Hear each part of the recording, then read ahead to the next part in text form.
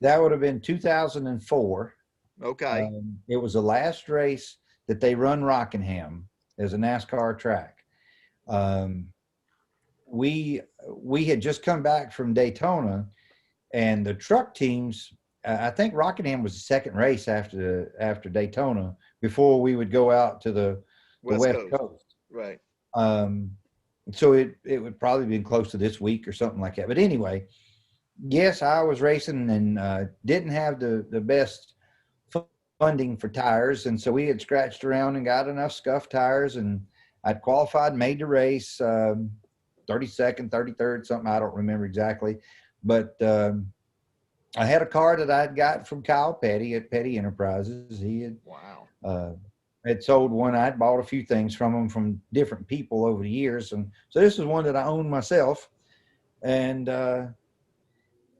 we were 3/4 of the way through the race, and some of the guys had just come in and made pit stops and had good tires. And if you had good tires at Rockingham, you was 3 to 5 seconds faster than somebody like me with old tires.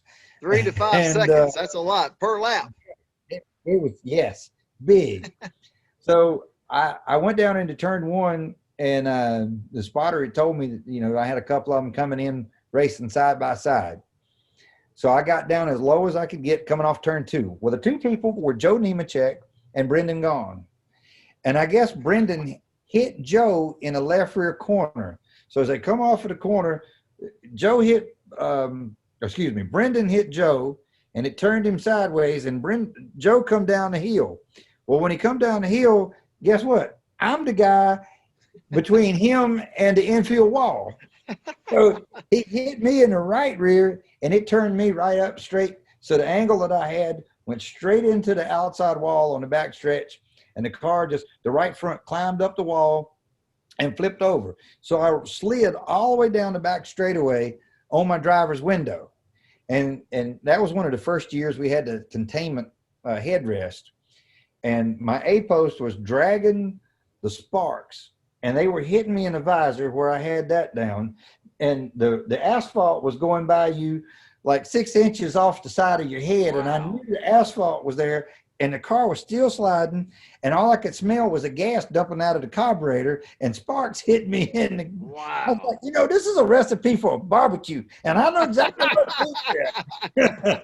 and then it caught grip and started tumbling, and it kept tumbling and tumbling. And I think it went over like 9 times or something like that, 7 or 9.